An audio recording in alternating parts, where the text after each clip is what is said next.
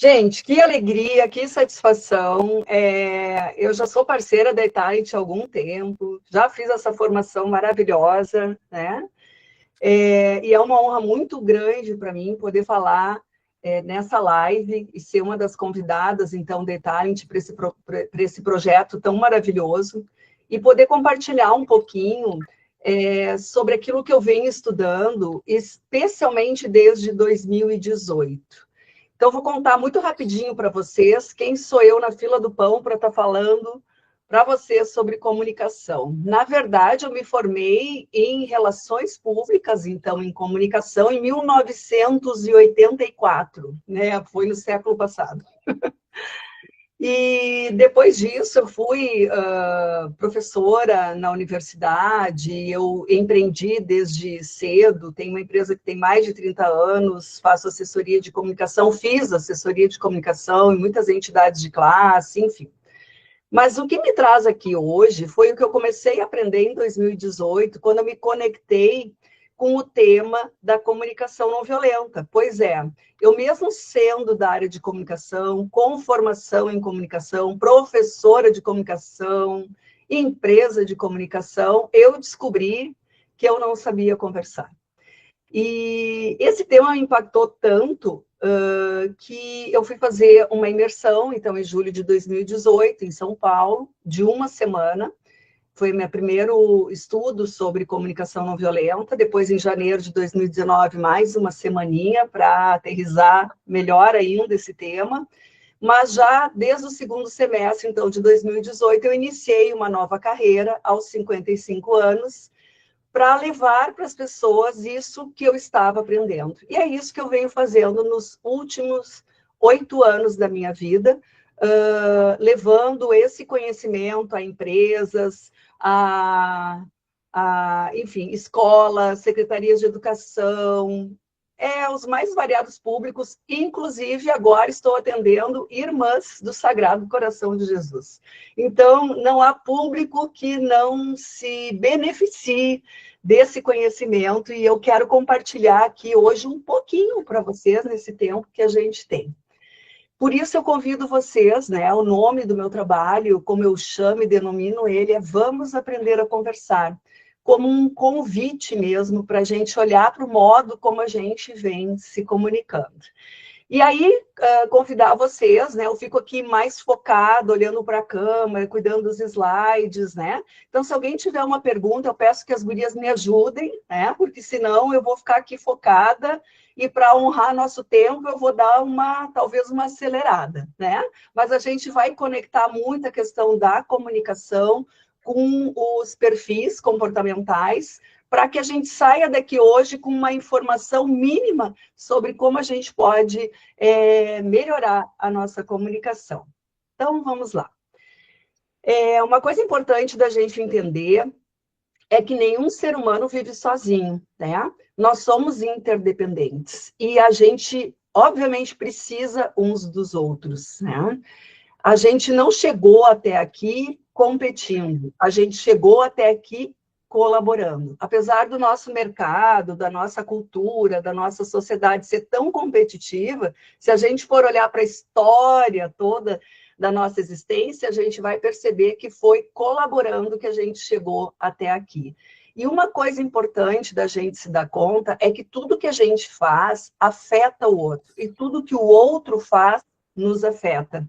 Então, é através da comunicação que a gente, muitas vezes, afeta as pessoas ou é afetado por elas. E aí entra uma coisa muito importante que foi descoberta há não muitos anos atrás, sei lá, uns 30 anos mais ou menos, que nós temos neurônios espelho, né? No nosso cérebro tem lá os neurônios que são chamados neurônios espelho.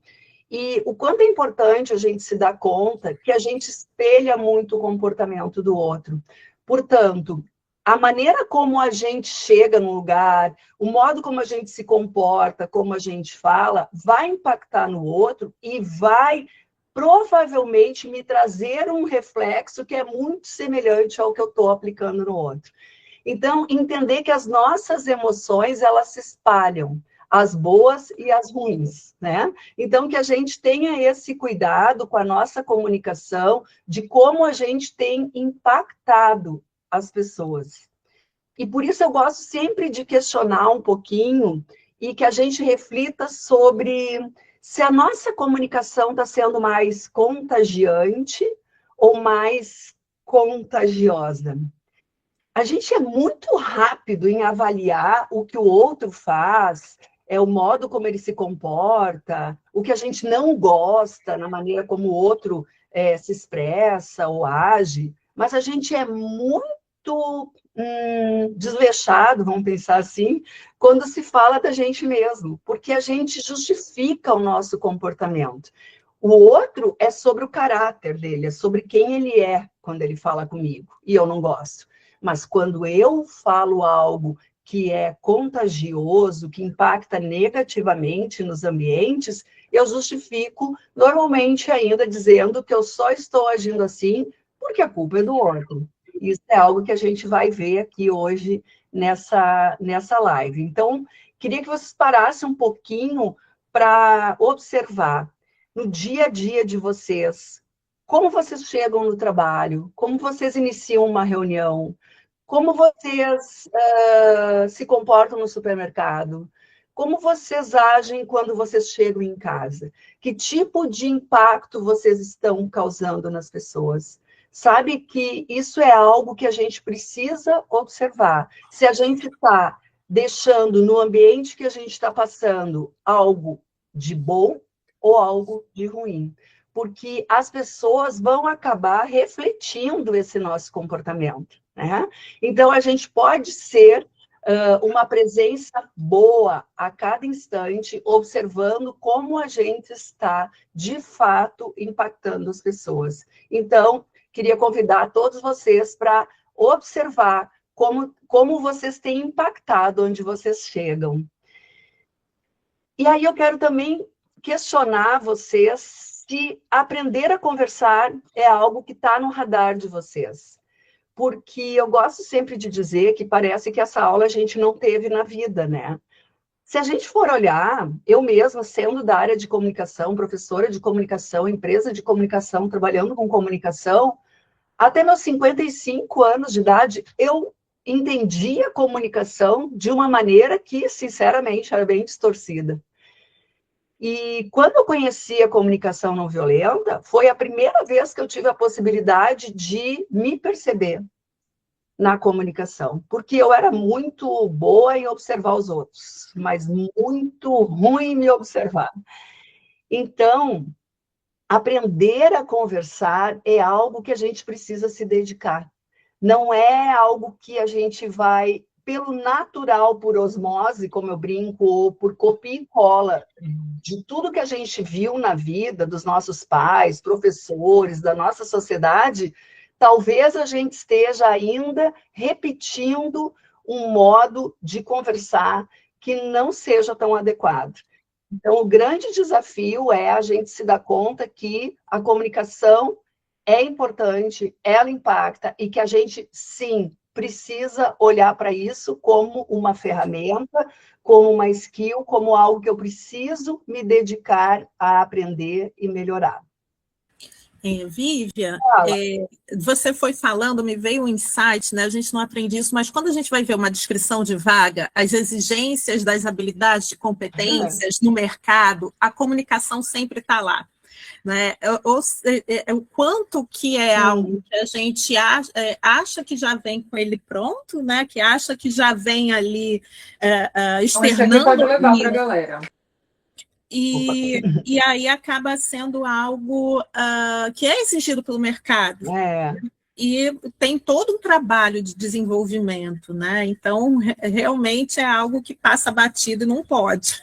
É verdade, Ana. Nossa, e o quanto a gente não tem clareza muitas vezes, porque, como eu disse, eu achava que eu me comunicava super bem, né? Então, é esse convite para, de fato, entender um pouquinho mais, para a gente poder se observar, observar nossos contextos, nossas relações e ver onde a gente pode melhorar.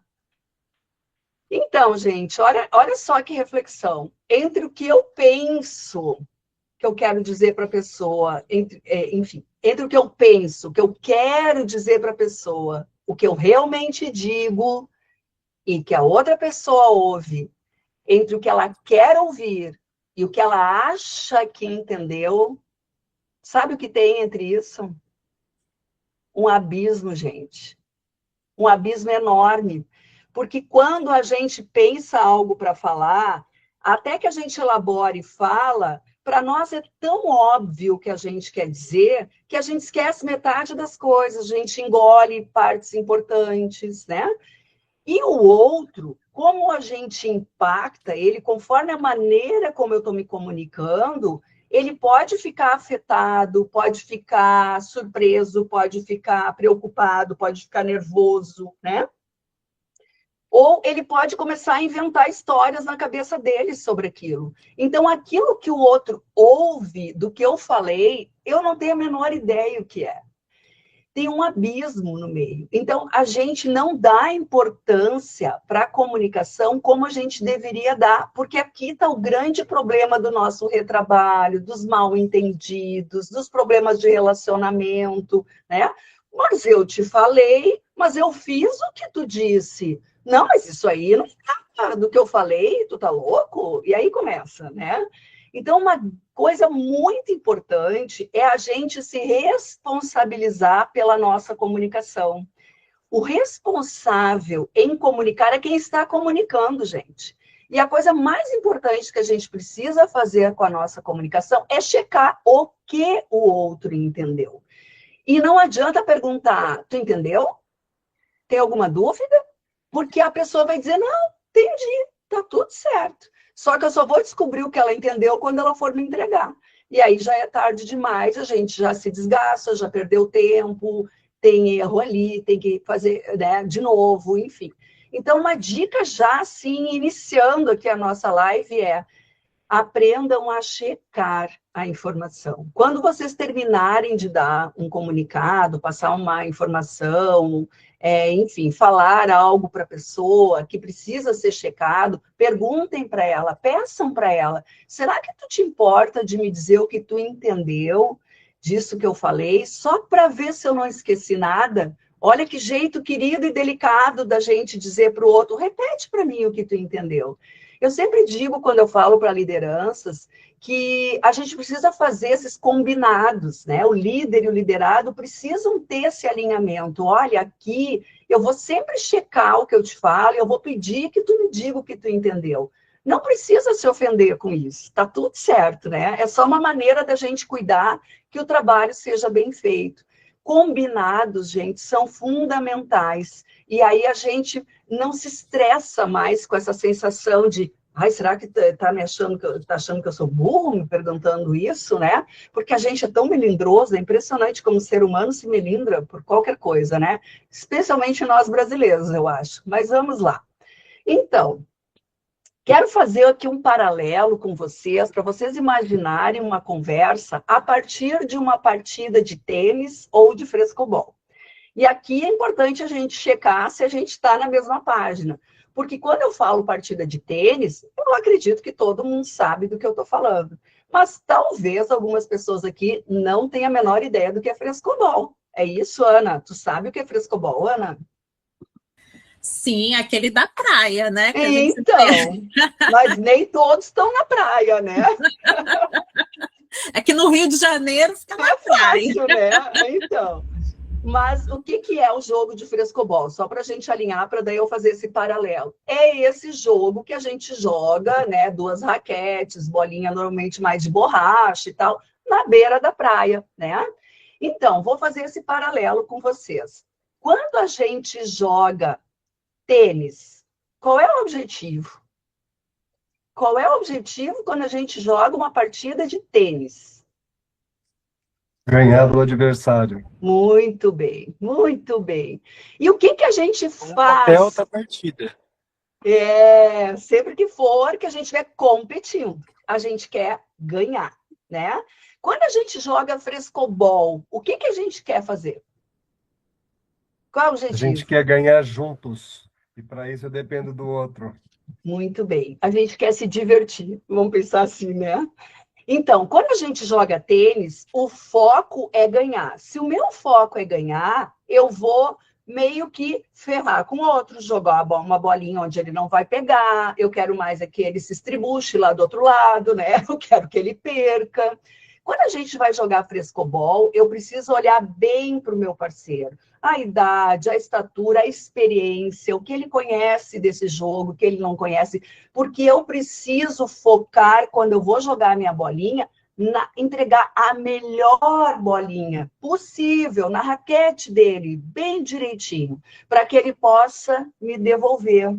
Porque quando a bolinha, quando ele não consegue me devolver, e a bolinha vai lá longe, é muito ruim, a gente não se diverte, tem que correr atrás da bolinha, isso não tem graça, né?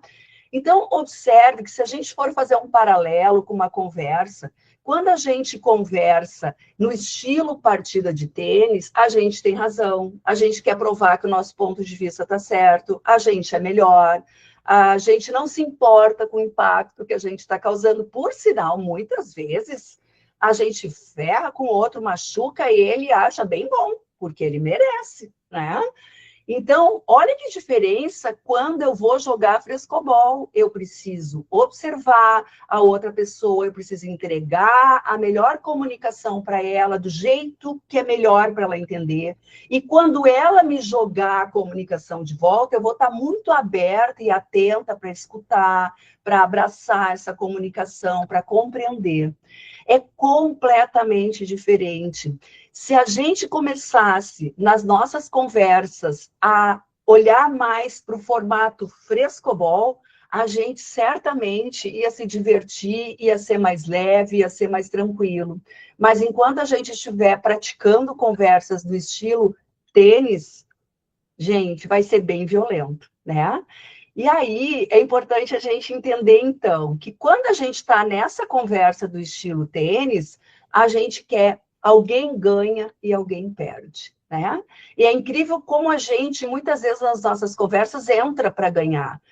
E como a gente fica feliz quando ganha, né? A gente diz, tive que dizer mesmo umas coisinhas, a pessoa precisava uma enquadrada, né? Então, é impressionante essa nossa arrogância de achar que a gente pode machucar o outro com a nossa conversa e que isso é positivo.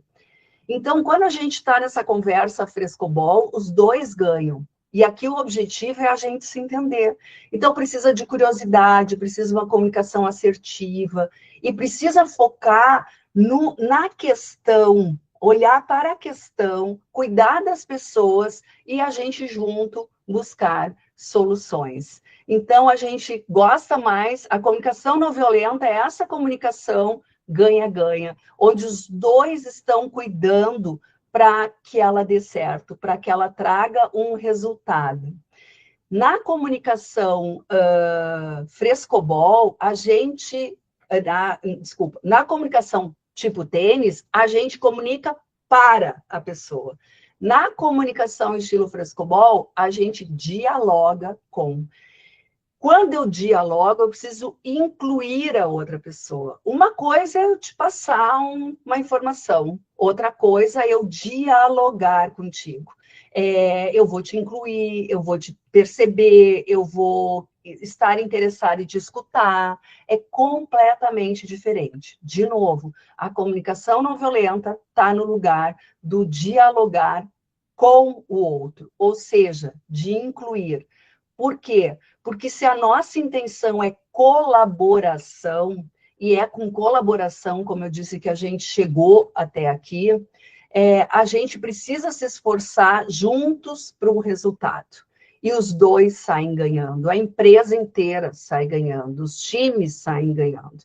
Quando a gente está competindo um com o outro, qual é o problema? É que vale o que eu penso, o meu objetivo é individual, eu quero superar o outro, e aí eu tenho que ter razão. Então, alguém ganha e alguém perde. De novo, essa é uma comunicação que está mais para a linha da violência. Mas, afinal de contas, gente, o que faz com que a nossa comunicação seja violenta?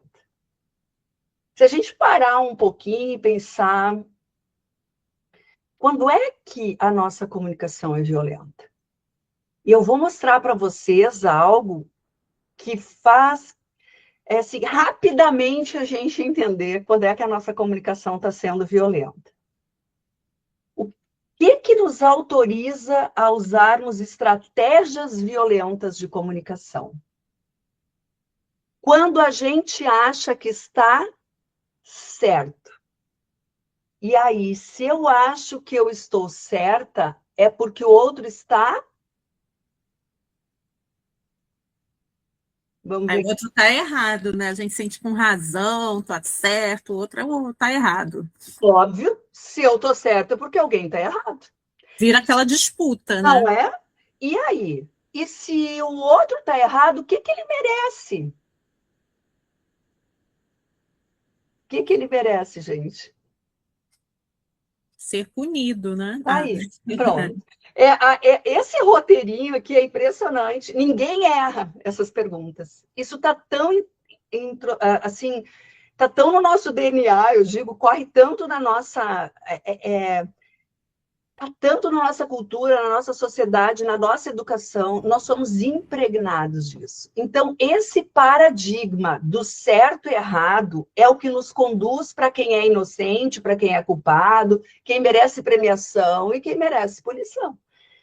Quando a gente entra nesse paradigma, se a gente vai avaliar situações a partir do que é certo e errado para mim, e se eu achar que eu estou certo, é muito natural que eu use alguma estratégia que seja violenta. Então, quando as atitudes do outro não estão de acordo com a minha expectativa, a gente tem muitas expectativas, espera que o outro haja, se comporte, se vista, escute a mesma música que eu, a gente espera muitas coisas do outro, entregue no prazo que a gente combinou, tudo a gente está esperando do outro, e aí ele não corresponde. Quando ele diz algo que eu não concordo, e aí eu já acho que ele é ridículo, é um absurdo, né?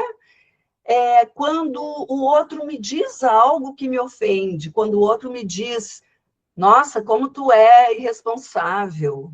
Qualquer uma dessas situações me diz se naturalmente a gente não vai acabar usando uma estratégia dessas aqui, ó. Acusar, ironizar, comparar, envergonhar, ameaçar, humilhar, amedrontar, negligenciar, interromper, ignorar, desconsiderar, falar mal dessa pessoa, corrigir, enquadrar. Alguém não usa uma dessas estratégias? Gostaria muito de Vivian, saber. é interessante porque às vezes a gente pensa que punição é apenas algo que você vai fazer, entre aspas, assim, né, como se fosse uma maldade e tal. E são coisas aqui que parecem que não são punição e, no fundo, são formatos também, né, de punir. Então, muito legal toda a forma que você coloca aí esses verbos, porque de fato faz a gente pensar onde é e como é que isso pode ser encarado como uma punição, porque emocionalmente a pessoa está se sentindo efetivamente punida, né? Muito obrigada por esse conjunto aqui de verbos. Ah, legal, Lili. Olha só, é isso que a gente não se dá conta. Eu também não me dava conta. Eu não me via violenta. Eu sempre achava que o outro é que era, né? Quando eu comecei a estudar esse tema e me deparei com esse tanto de estratégia que a gente usa de uma linguagem passivo-agressiva, da própria linguagem passiva, muitas vezes, que é aquela pessoa que não fala, que se omite, mas daí fala mal, atrapalha, ou não é clara, e daí não traz para a mesa os conflitos para a gente conversar, e com isso não resolve, né? Essas pessoas também são tóxicas, também, de alguma maneira, estão usando de uma violência com elas mesmas em não falar, ao não falar, né? E com os outros por não saber o que está acontecendo também com elas. Então, passivo-agressivo, passivo, para além do agressivo, que esse a gente identifica rápido e fácil, também são formas violentas de se manifestar. Então, é muito difícil que a gente não use alguma dessas estratégias. E aí, trazendo já um pouquinho para os perfis, né, Liliana, acho que é legal a gente aqui situar um pouquinho o pessoal. Vamos imaginar alguém que é do perfil dominante, né? Algumas frases que talvez dentro desse perfil possam sair naturalmente, assim, como algo trivial. Será que eu preciso desenhar ou você consegue entender o óbvio, né? Aquelas chamadinhas. Nossa, como você é lento. Achei que estivesse falando com um profissional, né? Não com um amador. Olha o passivo-agressivo, né? Que larga aquela coisa assim, mais ou menos.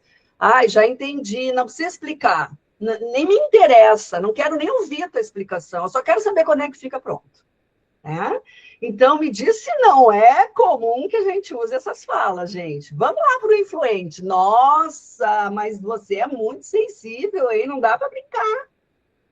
Quanto mimimi. Deixa que eu falo, você demora demais para chegar no ponto. Né? Aquela pessoa que interrompe, que não deixa tu falar, porque ele sabe tanto, né? Ele quer tanto falar, né?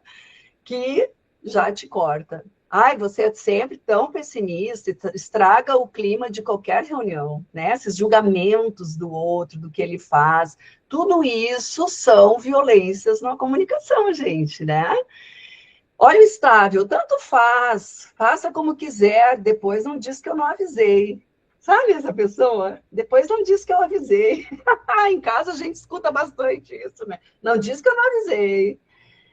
Ai, não tenho nada para falar com você. Então, olha essa pessoa que não fala, né? Que prefere, na sua estabilidade, na sua passividade, às vezes, se omitir.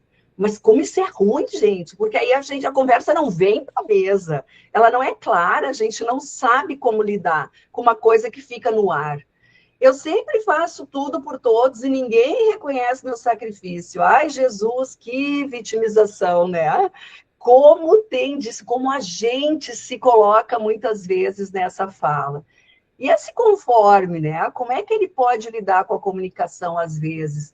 Está errado porque você não seguiu o processo. É óbvio que não ia funcionar, né? Claro que dá para dizer isso de outra maneira, gente. É lógico que esse jeito que eu estou dizendo está machucando outra pessoa. É desconfortável escutar essa frase. Seus dados são irrelevantes se você não tiver uma base lógica para o que está dizendo. Olha, que delicadeza, né, com a opinião da outra pessoa.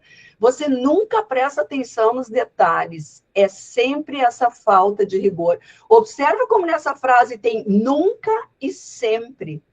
Generalizações, gente, são uma forma muito violenta de se expressar. Não existe generalizações na comunicação não violenta, né? Então, o que eu quis mostrar para vocês até aqui? Eu espero que até aqui, todos vocês que estejam aqui agora nos assistindo ou vão nos escutar em algum momento, tenham se dado conta de que todos nós usamos estratégias violentas na nossa comunicação. E que comunicação violenta não é só quem grita, é mal educado, é agressivo. Todos nós acabamos, de alguma maneira, usando essas estratégias quando algo está acontecendo que não está no nosso agrado. O Marshall Rosenberg, que é o autor desse livro, dessa ideia, desse estudo, foi um grande psicólogo, doutor em psicologia, lá nos anos 60, nos Estados Unidos, e ele pesquisou muito sobre a questão da linguagem, e ele nos trouxe esse olhar para a comunicação a partir das nossas necessidades humanas, né? Então, ele sempre dizia que nós somos bem violentos quando a gente não está consciente do modo como a gente se comporta, daquilo que a gente sente e daquilo que são as nossas necessidades. A nossa falta de consciência faz com que a gente entre num modo automático. E esse modo automático, pela nossa educação, pela nossa sociedade, a nossa cultura, o modo como a gente funciona, ele tende a ter algum tipo de estratégia violenta, tá? E aí a gente diz essas frases. Alguém aqui pode levantar a mão, quem nunca diz nada disso, vai que, né? Pode ser que sim. Para conciliar. Acho difícil, hein, Vivian? Ei, ô Thaís, qual tu prefere aqui? Fala para mim, qual tu prefere? E questionando para o Douglas processar a parte Acho de que você Acho que me tem alguém com o irrita, microfone aberto. Fala, Thaís, desculpa, eu quais te são as cortei. pontas, você me duas pontas desse irrita, você trabalho. nunca me escuta, Uma, você me já tira é do o seguinte, sério. Rafael, Tá, isso obrigada. pode Adorei, Acho que isso é um praxe Thaís. até feminino, né, Vivian? Aham. Gente, alguém Vamos consegue pedir para a pessoa que está com o microfone ligado? Deu, acho que desligou, né? Tá legal, obrigada. Então, não é muito natural, né, Thaís e todos vocês que estão aí se identificando, que a gente use essas frases como, assim, elas saem voando da boca da gente. Então, aqui a gente vai começar um processo agora de olhar para essa nossa comunicação que eu chamo do tu, tu, tu, tu, tu. Parece que a gente pegou uma metralhadora e saiu disparando por aí. Porque tu me tira do sério, tu me irrita, tu é exagerado, né? É tudo sobre o outro. Olha que beleza. Como a gente pega uma espingardinha e sai, né, tiroteando todo mundo, botando a culpa no outro. E o quanto isso mudou a minha visão de mundo quando eu fui estudar comunicação não violenta e entender que não é tu que me irrita. Afinal de contas, quem é que está irritado, né, Thaís? Quem é que está irritado aqui? Pois é. Não sou eu? Eu que estou irritada. E por que eu digo que é tu que me irrita, Thaís? Claro que não. Se eu estou irritada, eu preciso aprender a falar em primeira pessoa. Mas a nossa linguagem é da culpa, ela não é da responsabilização. É muito mais fácil eu culpar o outro pelo que eu sinto do que eu assumir responsabilidade sobre o que eu sinto. Então, esse é o grande convite. Ninguém nos irrita, ninguém nos tira do sério. Nós nos irritamos, nós saímos do sério, nós perdemos a paciência. E quando eu digo agora tu passou do limite, que limite é esse, gente? Se o limite é meu, quem tem que cuidar do limite sou eu, não é o outro, né? Ele tá ali, ser humaninho, tentando fazer alguma coisa, e eu tô aqui chegando no meu limite. Ora, antes de eu explodir em cima do outro e justificar a minha explosão, porque a culpa é dele, porque ele me tirou do limite, ele passou do limite, eu preciso aprender a olhar para as minhas emoções, reconhecer que eu não estou dando conta e eu preciso fazer alguma coisa com isso, né? Então, a notícia é a seguinte: ninguém tem o poder de causar emoções em nós. E isso aqui é neurociência, é filosofia, é estoicismo, mais especificamente, né? E aí vamos nos responsabilizar, porque o modo como a gente vê a situação é que nos tira do sério, né? Então, esse é um problema nosso. E a grande professora de filosofia, falando em filosofia, né? Quem ainda não segue, a Luciana Helena Galvão, fica a dica aqui. Quando tudo é culpa do outro, gente, nada muda em nós. E assim eu vivi longos 55 anos da minha vida, achando que quem tinha que mudar era o outro. Que coisa bem confortável. Não, não é, gente. Na verdade, para mim, aprender comunicação não violenta significou liberdade e autonomia. Foi a primeira vez que eu consegui ter uma comunicação, inclusive comigo mesma, aliás, a principal, né? Que cuidasse de mim, que colocasse limites claros, que dissesse não com mais tranquilidade e firmeza, né? E me responsabilizando, entendendo que quem tem que cuidar das minhas necessidades sou eu, e que eu não mudo ninguém, as pessoas mudam se quiserem, isso é problema de cada um. O que eu posso mudar é a maneira como eu estou conversando com o outro, trazendo as minhas necessidades. Talvez ter mais clareza, fazer pedidos claros, fazer combinados, ser mais firme nos limites que eu quero colocar nessa relação, mas nada disso eu sabia fazer. Então, é um sofrimento, muitas vezes, que a gente tem totalmente desnecessário, por total falta de conhecimento, de que a gente pode sair dessa linguagem da culpa e assumir uma nova linguagem. Quando a gente fala da linguagem da culpa, a gente está sempre focado no outro. E se a gente está focado no outro, quem tem que mudar é ele. Tá bom demais para mim. Não, não tá. porque aí eu estou sempre dependendo do que o outro vai fazer. Quando a gente assume a linguagem da responsabilização, a gente precisa exercitar empatia, curiosidade, ter uma escuta mais ativa, mais presente, mais empática, e a gente precisa aprender a falar sobre nós. Eu me sinto assim, eu vejo assim, eu percebo dessa maneira, para mim é importante, isso aqui me incomodou, né? Essa clareza precisa de autoconhecimento, autorresponsabilização e muita autoestima. A gente precisa querer muito ficar bem, né? Isso é importante na comunicação. Então, na linguagem da culpa, é quando eu penso que eu estou certa e o outro está errado, eu me autorizo a dizer umas coisinhas para ele, umas verdades, né? Dar uma enquadrada. E aí eu falo dele, com o dedo apontado para ele. É óbvio que o outro não vai gostar, né, gente? Como é que a gente usa uma estratégia tão errada, pelo amor de Deus? E continua usando e não dá certo e a gente continua repetindo. Mas é falta, às vezes, de conhecer uma outra estratégia, que é isso que a gente veio trazer para vocês. Quando a gente está falando da linguagem da responsabilização, é quando eu aprendo a falar aquilo que eu observo, aquilo que eu sinto, quais são minhas expectativas, quais são as minhas necessidades, em um formato de um pedido muito claro. É quando eu falo de mim, como eu digo, e não do outro, né? Eu vejo, eu sinto e eu preciso. Do quê? Né? Então, esse é o caminho da comunicação não violenta, essa proposta do Marshall Rosenberg para a gente observar esses elementos antes da gente conversar. Então, ele traz para nós a observação. A gente confunde muito a nossa interpretação sobre a situação com aquilo que é um fato observável. Um fato observável é a narrativa do que a gente está vendo. Percebi que tem uma cadeira fora do lugar. Notei que o relatório não chegou no prazo. São fatos, né? E não aquilo que a história que eu conto sobre o fato. Tu é irresponsável, tu não te entrega nada no prazo, isso aqui tá uma bagunça. Essas são as minhas avaliações, né? Isso não é um fato.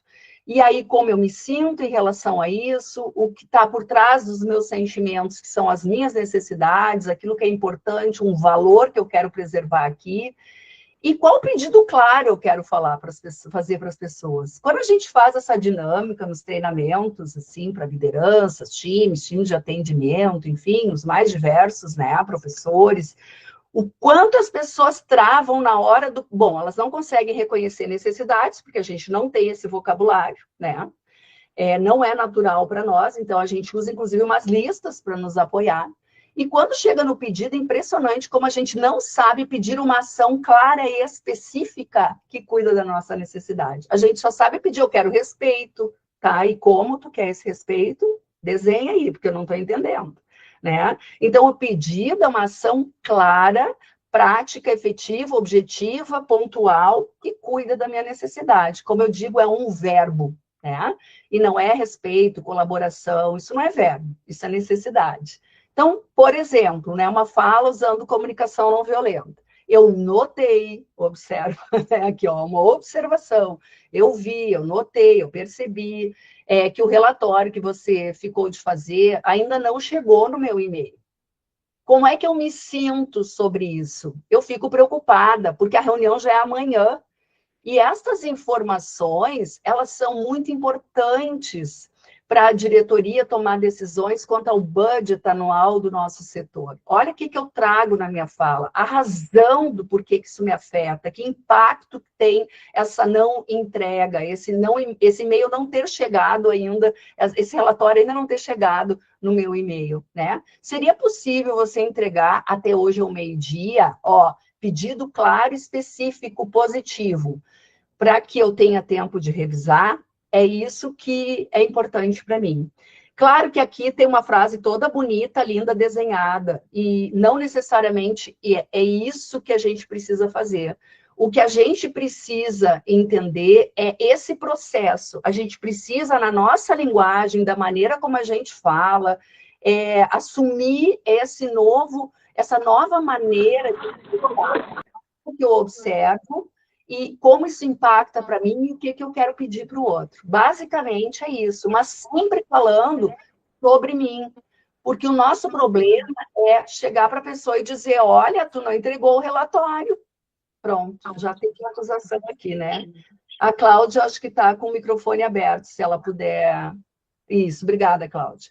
Então, quando a gente fala de comunicação não violenta, e aqui a gente está trazendo tudo de um modo muito rápido e simples, não é que é complexo, mas é trabalhoso, às vezes, da gente ressignificar tudo isso. A comunicação não violenta, ela tem esses pilares que a gente pode se embasar sempre. Aquilo que eu quero expressar, mas também como eu escuto o outro. Porque lembra que eu falei lá no início? Quando a gente se melindra, né? O quanto a fala do outro me afeta e o quanto, às vezes, eu me ofendo com o que o outro está falando, né? E isso é algo que a gente também precisa desenvolver de uma maneira muito potente e forte. Como eu escuto o outro para além das palavras, porque as estratégias que as pessoas usam para falar, quando elas estão com as necessidades não atendidas, não são muito legais mesmo. Então, às vezes, eu preciso passar esse modo como a pessoa está falando comigo, essa palavra que eu não gosto que ela use, para o que tem ali por trás.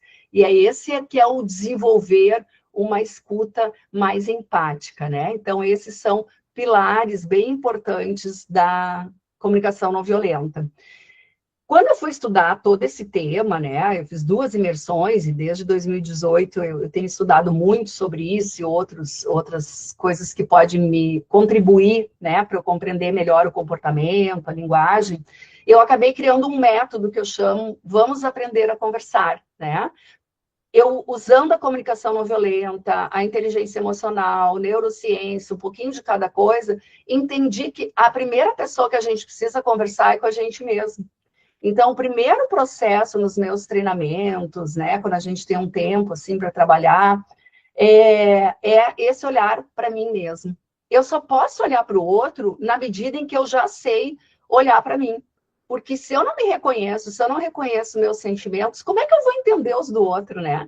E essa exigência que a gente tem com a gente mesmo, esse chicote que a gente se bate, essas armaduras que a gente coloca para criar personagens e lidar com as situações, isso é muito ruim, gente, porque dessa maneira eu não me conecto nunca com a outra pessoa, né? Seres humanos gostam de seres humanos, né? Não de máscaras e armaduras e perfeições. Então, eu preciso ter essa consciência emocional e relacional para aí sim sair de mim, talvez, um diálogo mais respeitoso. Então, não é sobre 5 passos para falar corretamente. É sobre uma transformação que acontece dentro da gente, inclusive da nossa visão de mundo. Porque a gente precisa entender que quando a gente fala de comunicação, o que a gente fala é só um pedacinho. Quando eu entro numa sala e digo que bagunça nessa sala, é uma estratégia muito ruim para falar de algo que eu não estou sabendo lidar, que são as minhas necessidades, as minhas expectativas, os julgamentos, meus pensamentos, minhas emoções. É um mundo que está acontecendo dentro de mim para eu me expressar que bagunça nessa sala. Por isso que a escuta do outro é tão importante, porque quando o outro me diz que bagunça nessa sala, eu preciso me dar conta que dentro dessa frasezinha tão ruinzinha que a pessoa está me trazendo, tem muita coisa acontecendo dentro dela. E eu preciso dar voz para isso, para poder compreender e ajudar. Quando a gente vai falar de emoções que nos impactam tanto, né? Muito resumidamente aqui, mas essa é uma parte importante da gente entender.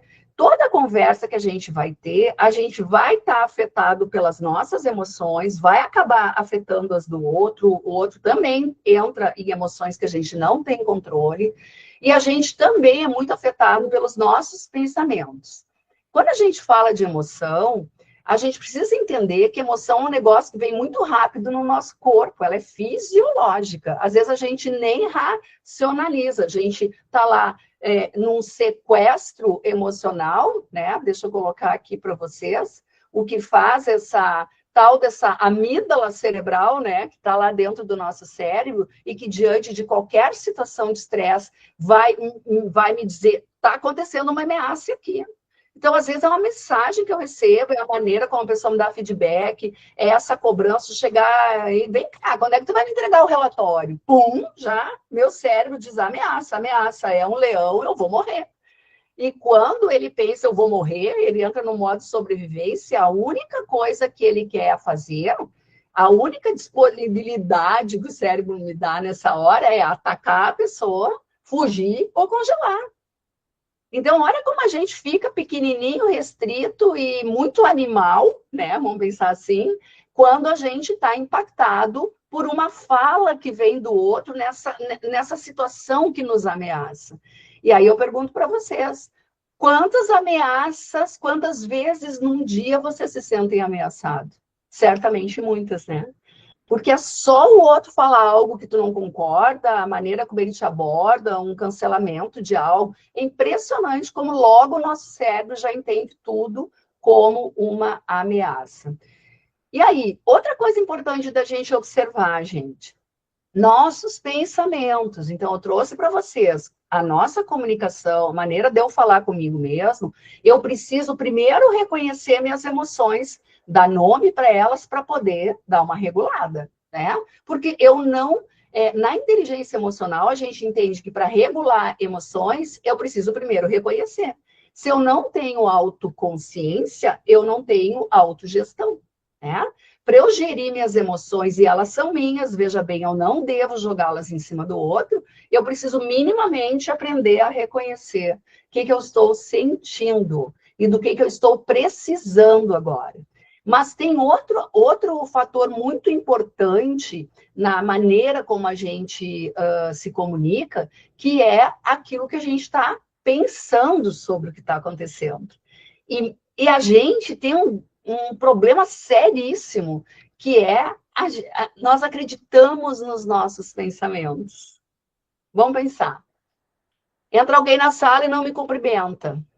Eu já penso, nossa, que pessoa mal educada, nossa, que grosseria. Ih, dormiu com os pés destapados. O que será que eu fiz? Ela está de mal comigo.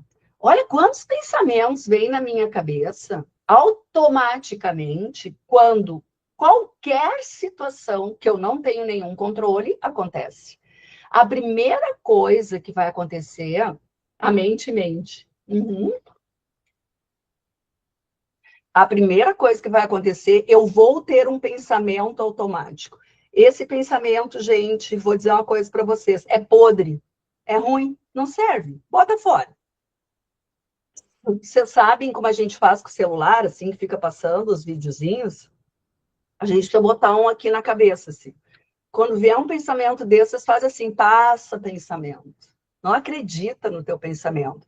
Porque ele só está cheio de quem tu é, de como tu vê o mundo. Não é sobre a outra. Tu está falando da outra pessoa, mas é sobre ti. É como tu vê o mundo, é como tu vê essa situação, é como isso impacta para ti.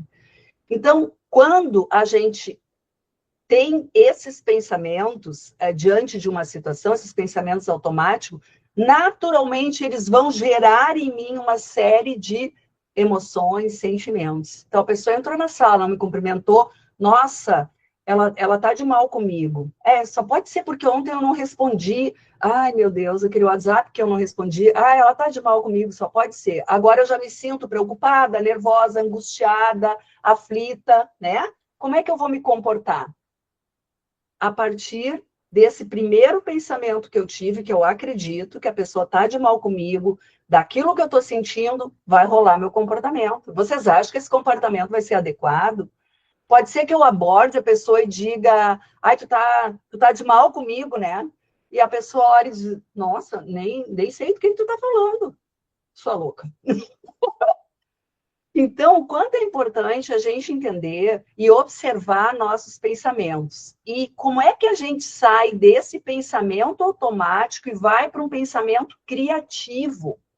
Então, o primeiro pensamento, eu não tenho domínio, assim, sobre ele. Ele vem, né? Eu vou fazer esse julgamento, essa avaliação, essa leitura do que está acontecendo, né? Que é a minha interpretação sobre aquilo, não é um fato. Para transformar isso num pensamento criativo, rapidamente eu preciso ter um segundo pensamento que questione o meu primeiro pensamento. É muito simples, isso é uma técnica, e quando a gente aprende isso, a gente realmente começa a fazer, gente. Então, eu gosto muito que as pessoas, de indicar para as pessoas essa palavrinha. Muitas pessoas que fazem treinamento comigo acabam colando assim um post-it no computador, né? Perto onde estão, né? Será? Coloca aí agora, pega um post-it, escreve um bilhete, bota um cartaz na tua frente com essa palavrinha, será? E aí, quando tu receber aquele e-mail, assim, com letras garrafais, ou copiando 10 pessoas que tu acha totalmente inapropriado, desnecessário, antes de sair julgando e condenando e punindo essa pessoa, que é o nosso modo automático, quem sabe a gente começa a se fazer algumas perguntas. Porque a melhor estratégia para nós mudarmos o nosso pensamento é criar outras possibilidades, é ver outras perspectivas. Então, quando eu digo será, eu já estou colocando em dúvida. E aí eu posso começar a me fazer perguntas. Por que a fala dessa pessoa me afetou? Quais alternativas eu tenho diante dessa situação? Que recurso eu posso usar agora para me acalmar? Como eu poderia fazer de modo diferente? Por que essa pessoa sempre repete o comportamento? Será que ele é burro ou não entendeu o que eu falei? Não tem outra possibilidade aqui? E aí, gente, é muito convite de usar a girafa, né? A girafa, ela é o símbolo da comunicação não violenta. Por que o Marshall Rosenberg escolheu a girafa? Porque ela tem justamente aquele pescoção super alto.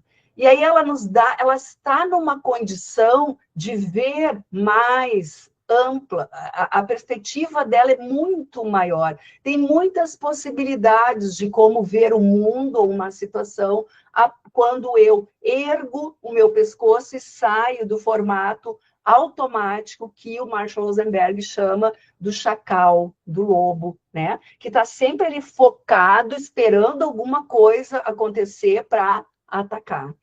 E muitas vezes nós, seres humaninhos, estamos muito mais para chacal do que para girafa, né? Então, o quanto é importante a gente entender que o nosso pensamento, ele pode ser mudado, ele é nosso, é nossa responsabilidade. E o nosso pensamento, muitas vezes, nos adoece, porque acreditar num pensamento que é julgador, que é avaliador, vai me conduzir a ter uma comunicação violenta. E isso vai atrapalhar a minha vida, vai me atrapalhar, vai me angustiar, vai atrapalhar as relações.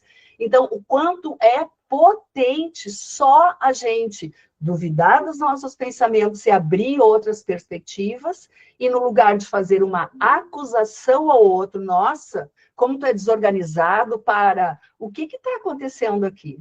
Até o tom muda quando eu entro num modo de curiosidade, que é esse propósito da girafa. Então, entender que tudo isso nos serve, os pensamentos, os julgamentos automáticos, as avaliações, os sentimentos, tudo isso são como uma luz no painel do carro. Eles nos apontam que tem algo aqui que precisa ser visto. E esse algo que precisa ser visto é: que necessidades minhas nessa situação estão atendidas e não estão atendidas?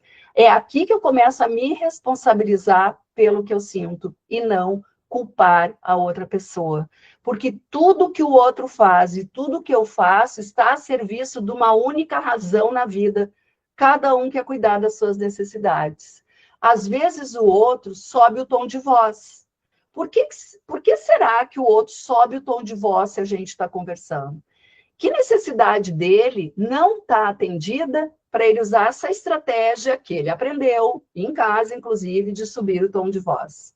Provavelmente de atenção, de escuta, de respeito, de consideração. Olha, quanta coisa importante para esse ser humano ele entende que não está recebendo, não está acontecendo agora.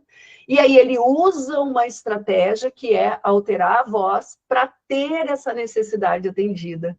Estratégia trágica, como diz o Marshall Rosenberg, porque ela é ruim, né? A gente pode escolher outras estratégias e usar de mais assertividade. Um elemento muito importante na nossa comunicação é a escuta. E, de um modo geral, nós fomos treinados a escutar o outro para responder. Parece que tudo que as pessoas vêm me contar, eu preciso dizer algo, eu tenho que dar uma opinião, eu tenho que dar um conselho. especialmente as mulheres que foram muito educadas para o cuidado, né? Parece que tudo elas têm que resolver, tem que ter uma solução, tem que dizer algo. Não, gente. Nós precisamos aprender a focar a nossa escuta para compreender o outro. Se eu estou focada em responder, eu não vou escutar a outra pessoa, especialmente os sentimentos e as necessidades dela. De novo, se nós vamos trazer os nossos perfis, né? Como é que a gente poderia aqui ter esse olhar dentro da comunicação? Possivelmente o dominante é mais objetivo e direto. Eu me vejo bastante, assim, nesse perfil. Eu tenho que me travar muito, assim, para ser mais ponderada, né? No meu perfil alemã gaúcha, faca na bota, eu já saio lascando, né? E o influente, mais entusiasmado e expansivo, também me vejo, né? Que eu tô sempre entusiasmada. E o estável, calmo, ouvinte, acho que eu não me identifico muito, não. E o conforme, analítico, preciso, acho que eu estou mais para os ali de cima, né? Mas olha como fica claro para a gente entender que o quanto o nosso perfil vai naturalmente nos conduzir a uma comunicação que nem sempre é a melhor. Então, trazendo os perfis do DISC, né, eu procurei trazer aqui um pouquinho de situações e de desafios e como cuidar da nossa conversa para cada perfil. Se a gente for falar do perfil dominante, né, ele pode parecer muitas vezes agressivo, impaciente, tem dificuldade em ouvir, tende a ignorar o impacto emocional da sua fala, né? Não se importa muito, ele não percebe que o outro ficou afetado ou acha que é bobagem. Como é que essa pessoa faz para melhorar, né? Ou como é que eu faço para me conectar com essa pessoa? Muito importante, eu acho muito legal esse trabalho do DISC, né, da eTalent, porque olha que mapa do tesouro que nos dá quando a gente entende que a pessoa tem esse perfil e como é que eu, como alguém que vai conversar, preciso cuidar na hora de falar. Para quê? Para que eu seja compreendida e escutada. Percebam que esse é sempre um esforço. A pessoa que quer comunicar, ela precisa, lembra do frescobol, analisar quem é a pessoa que está do outro lado. E aí, talvez eu precise ser mais objetiva e direta, talvez eu precise me preparar ir mais rapidamente ao ponto, mostrar resultados, respeitar o tempo, não demorar demais, não leve o tom firme para o lado pessoal, aquilo que eu disse. Como eu escuto do outro, essa pessoa é grossa. Será que ela é grossa? Ou é o jeito dela se expressar? Gente, nós não vamos ser todos iguais, né? Claro que tem uma linha aqui que é o limite, né? Uma coisa é ofender, é desrespeitar. Mas isso é claro que não dá. Mas, às vezes, um tom de voz, uma maneira mais impetuosa de se expressar é uma característica daquela pessoa. Se isso me afeta, é importante que eu diga para ela se eu tenho esse espaço, porque é uma necessidade minha. E aí, se eu quero esse cuidado, talvez eu possa organizar uma conversa com ela e dizer, olha, quando tu fala dessa maneira, eu fico meio assustada, né? Não é muito legal para mim. Então, eu queria que tu tivesse um pouco mais de cuidado. Esses pedidos claros que a gente precisa fazer para outra pessoa, para ela cuidar de nós. Porque para ela tá tudo bem, gente. Tá tudo normal, né? E aí, se a gente vai olhar para um perfil influente, quais são os desafios, né? Pode se dispersar com facilidade, interrompe, porque está sempre empolgado, tem algo para falar, às vezes não aprofunda em temas mais importantes, fala antes de pensar, nem elabora, sabe? Aquela pessoa, às vezes, que interrompe muito nas reuniões, porque passou um pensamento na cabeça, já tem que expandir, né? Não dá para guardar ele um pouquinho. Como é que eu me conecto?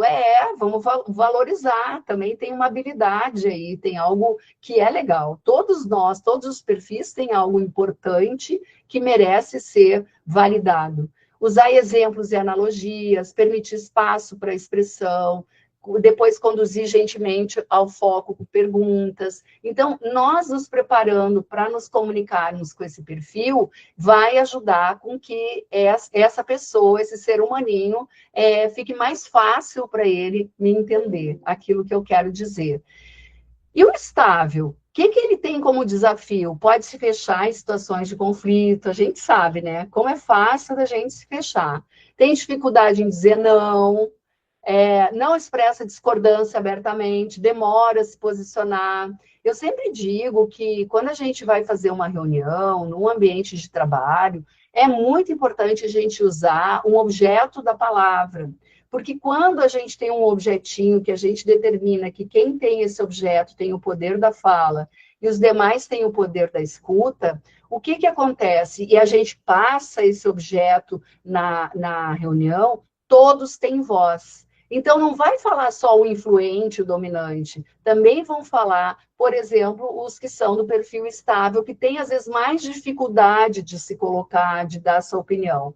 Com o objeto da palavra, a gente dá voz a todos. Tudo isso são estratégias para a gente usar na nossa comunicação. Mas eu também, quando vou conversar com uma pessoa que é desse perfil, preciso criar um ambiente seguro, dar espaço para processar, perguntar com gentileza, né? Então, eu tenho que ter muito cuidado em como eu vou abordar essa pessoa. Não pressionar por respostas imediatas, talvez pedir para ele, junto contigo, ver qual é o prazo aqui melhor, mas ok, tem um prazo, tem um limite, eu posso ser firme, eu devo ser assertivo. Muitas pessoas nas perguntas, né, Ana, perguntaram assim, tá, como é que eu cobro as pessoas? Gente, comunicação não violenta, não é ser bonzinho, querido, fofo e falar delicado. Eu estou bem longe desse perfil, tá? Assertividade é ter clareza, colocar limites, dizer não, né? É cobrar. Mas como a gente faz isso? De modo respeitoso. Eu não preciso ofender a pessoa, não preciso humilhar, eu não preciso colocar ela num lugar de medo, de insegurança, de pavor, né? Que foi muito que a gente aprendeu na nossa vida. Como se a gente, usando essa estratégia, a pessoa rendesse mais. Não, gente, imagina uma pessoa que é estável, ela vai render muito menos se ela tiver esse impacto de alguém que chega para conversar com ela. E aí, olhando para o conforme, a gente ainda tem o desafio que pode ser, ele pode soar frio ou distante, demora a decidir, tende a ser excessivamente crítico, comunica-se mais por e-mail, documentos, do que pessoalmente. Imagino que muitos de vocês estejam se vendo aqui nesse perfil também, né? E como é que a gente se conecta com uma pessoa dessas quando a gente vai conversar? Vamos organizar essa conversa, né? Vamos nos preparar para falar com o perfil conforme. Dados, fatos, tempo para análise, seja claro e lógico, evite pressão por decisões rápidas, a pessoa precisa um tempo. Não adianta eu cobrar, ela vai entrar em estresse, a amígdala cerebral vai disparar e ela já vai se colocar na posição de atacar, fugir, ou vai ficar ali paralisada diante da situação. E aí, às vezes, a gente não gosta da resposta que o outro está nos dando, mas a gente não se dá conta que a resposta que o outro está me dando começou com a maneira como eu o abordei. Então, quanto é importante a gente cuidar do impacto. Indo agora já mais assim para o final, alguns passos antes da gente conversar, então, que fique claro, gente.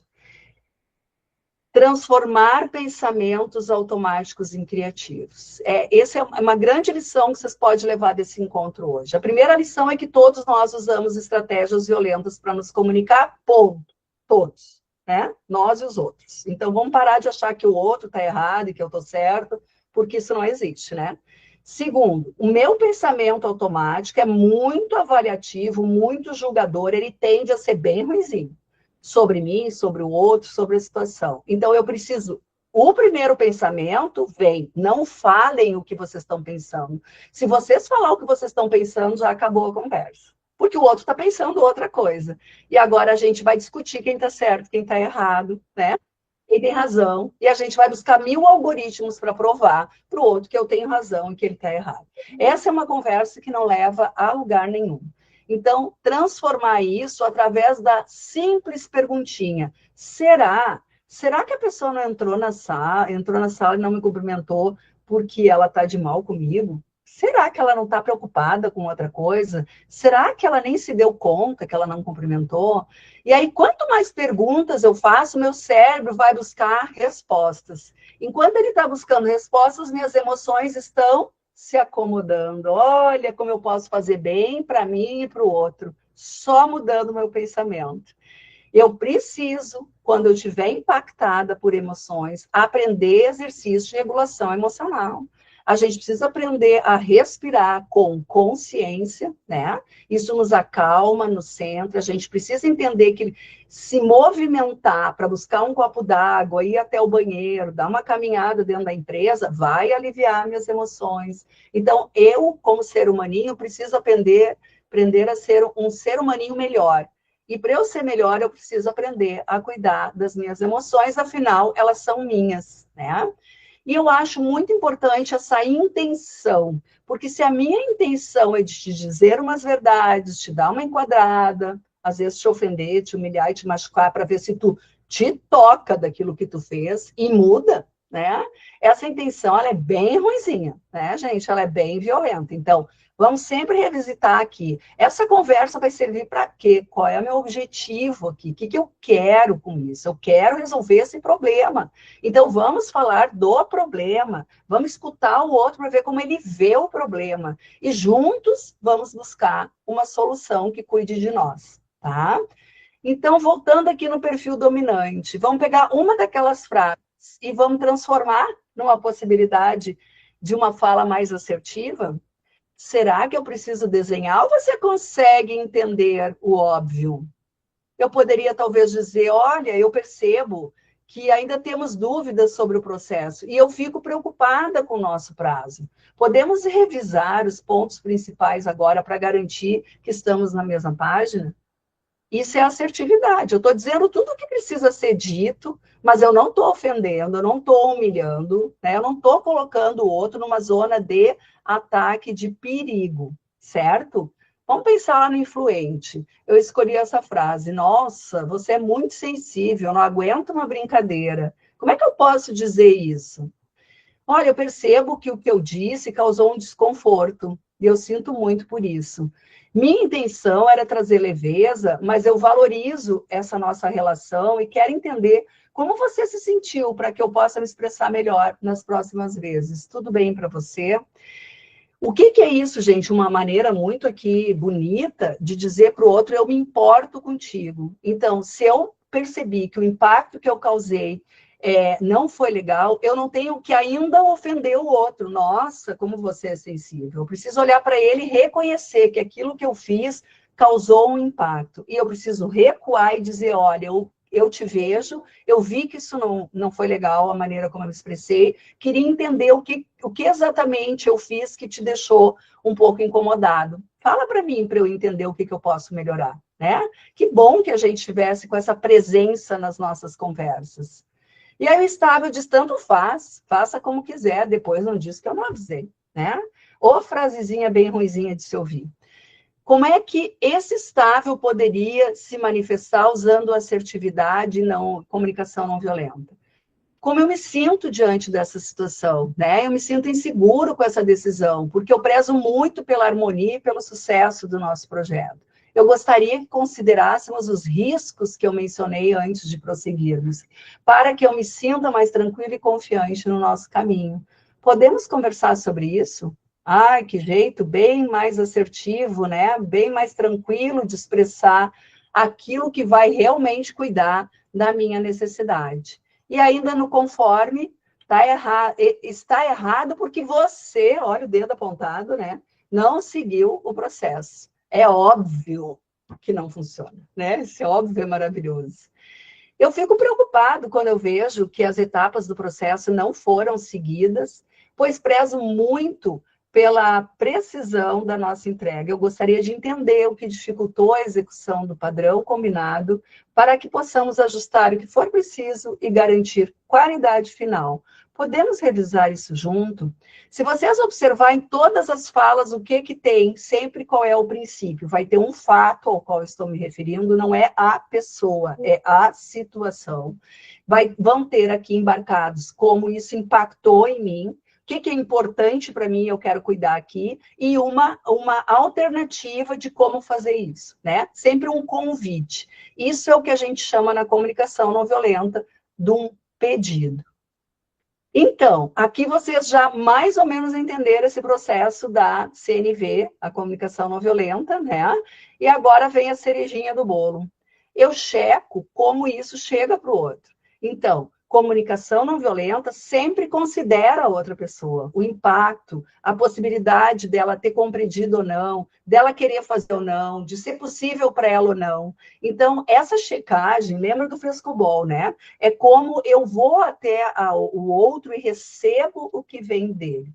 Eu escuto e acolho o que ele pensa, sente e precisa. Importante, escutar e acolher não é concordar. Muita atenção, não é concordar, nem fazer o que o outro quer, nem se submeter. Escutar e acolher é simplesmente escutar e acolher. E é só quando a gente faz isso que o outro se sente escutado. Mas nós temos uma dificuldade imensa de entregar escuta e acolhimento. Que coisa impressionante, né? Até com os nossos filhos a gente tem dificuldade de fazer isso. Imagina. Juntos construímos soluções possíveis, né? Esse é o enfoque, assim, temos um problema, qual é o problema? Vamos sentar juntos, olhar para o problema e buscar soluções. As nossas conversas, gente, pode ser fonte de saúde ou de adoecimento mental. Eu acho que isso fica claro para todos vocês, né? Nós mesmos nos adoecemos com os nossos pensamentos automáticos, com aquilo que a gente está causando de emoções em nós e com os comportamentos que a gente tem partindo desses pensamentos. E a gente adoece o outro, adoece o ambiente, com o nosso mau humor, com o nosso... quando a gente está sendo contagioso, tóxico, quando a gente está espalhando as nossas emoções por aí no lugar de cuidar delas, né? Então, nós somos agentes de um ambiente mais leve, mais saudável, mais assertivo. Cada um cuidando de si vai naturalmente espelhar esse comportamento e vai possivelmente ter esse comportamento também do outro. E encerrando, dizer para vocês que a violência nunca começa num ato extremo. Isso é para a vida, tá, gente? Ela começa nas pequenas violências que a gente comete no dia a dia. A não escuta, o modo como eu trato o outro, o desdém, a crítica excessiva, né? Então, a gente precisa observar que nessas pequenas o olhar, aí que começa a violência, né, Lili? E aí, a forma mais concreta de prevenir é preservar a conexão humana. A comunicação não violenta tem esse propósito, não perder a conexão humana.